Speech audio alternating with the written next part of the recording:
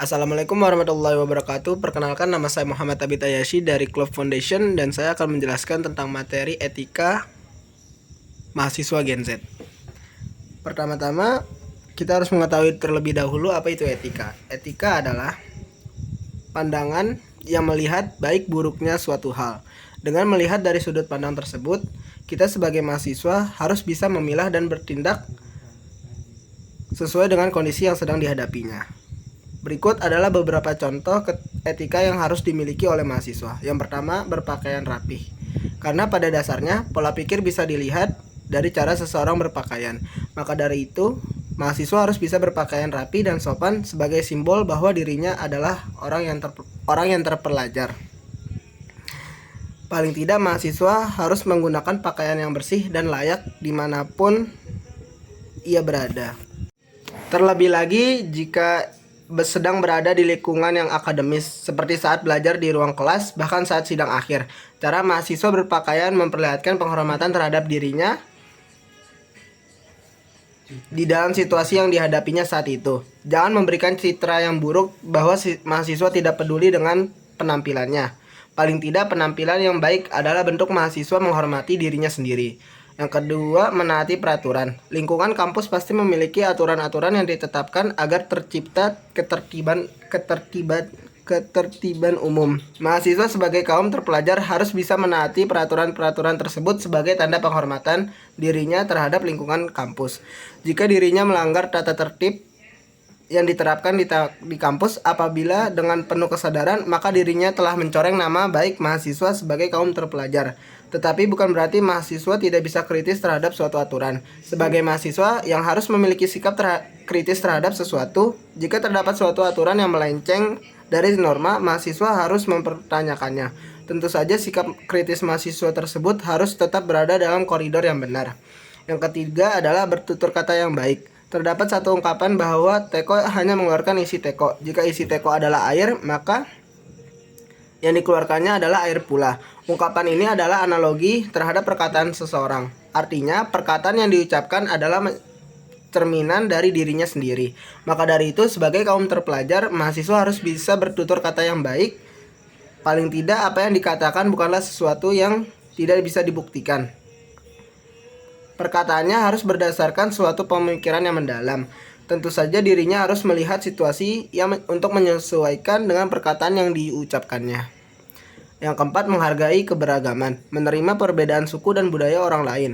Ada banyak suku budaya di dunia. Indonesia saja juga merupakan negara yang terdiri dari beragam suku dan budaya. Menghargai perbedaan agama selain suku dan budaya, masyarakat Indonesia juga memiliki agama yang berbeda-beda. Anak mungkin memiliki teman dengan agama yang berbeda dari dirinya. Saling tolong-menolong meski memiliki latar belakang yang berbeda. Anak harus belajar terus untuk bisa saling tolong-menolong dengan orang lain. Yang kelima, kerjasama dan kolaborasi. Dan yang terakhir, menghormati dosen dan staf. Etika pun memiliki jenis-jenisnya.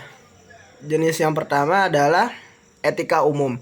Etika umum adalah etika yang berhubungan dengan kondisi dasar etika perilaku manusia. Etika secara umum juga mengacu pada cara orang membuat keputusan etis, teori etika, dan prinsip-prinsip moral yang memandu perilaku manusia. Yang kedua ada etika khusus. Etika khusus adalah bentuk etika yang menerapkan konsep moral standar pada situasi kehidupan tertentu. Etika khusus dapat dibagi menjadi dua jenis, etika pribadi dan etika sosial. Etika pribadi adalah suatu bentuk etika tentang tugas dan sikap manusia terhadap diri sendiri. Dan etika sosial adalah suatu bentuk etika yang menitik beratkan pada kewajiban, sikap, dan pola perilaku manusia sebagai anggota masyarakat. Yang ketiga ada etika deskriptif. Etika deskriptif adalah berbagai kategori yang secara kritis dan rasional mencakup perilaku dan tindakan manusia serta apa yang diinginkan manusia dalam kehidupan sebagai sesuatu yang diyakini layak untuk diterapkan dalam kehidupan. Yang keempat ada etika normatif. Jenis etika selanjutnya adalah etika normatif. Etika normatif adalah jenis etika yang berusaha menentukan berbagai perilaku dan pola perilaku baik yang seharusnya dimiliki orang dalam kehidupan sebagai memiliki nilai-nilai moral yang perlu diperhatikan dalam sekelompok masyarakat. Yang kelima adalah etika profesional. Etika profesional adalah jenis etika yang Anda patuhi sebagai karyawan atau anggota profesional suatu perusahaan. Misalnya wartawan, dokter, pengacara, dan lain sebagainya. Etika semacam ini dapat ditegakkan jika Anda adalah bagian dari lingkungan profesional atau jika Anda dilatih atau dididik untuk bekerja dalam profesi tertentu. Kegagalan untuk mematuhi etika profesional dapat merusak reputasi profesional individu yang tidak mematuhinya. Keenam adalah etika bisnis. Jenis etika yang berikutnya adalah etika bisnis. Etika ini dapat didefinisikan sebagai blueprint, prinsip, dan nilai yang mengatur keputusan dan tindakan dalam perusahaan. Dalam dunia bisnis, arti budaya organisasi menetapkan standar untuk memastikan perbedaan antara pengambilan keputusan dan perilaku yang baik dan benar. Definisi etika bisnis bermula dari mengetahui perbedaan antara benar dan salah dan memilih untuk melakukan apa yang benar. Ungkapan etika bisnis dapat digunakan untuk menggambarkan suatu tindakan sosial individu dalam suatu organisasi sosial secara keseluruhan. Etika komunikasi. Mahasiswa dituntut untuk menjadi kaum terpelajar. Banyak hal yang harus dikembangkan oleh mahasiswa dan dari kebiasaannya di tingkat sekolah menengah. Salah satu yang menjadi penunjang perkembangan diri mahasiswa tersebut adalah persoalan etika. Etika yang diterapkan di lingkungan kampus tentu saja berbeda dengan saat berada di sekolah menengah, mulai dari berinteraksi dengan dosen, dengan teman, bahkan dengan lingkungannya sendiri. Sekian, terima kasih.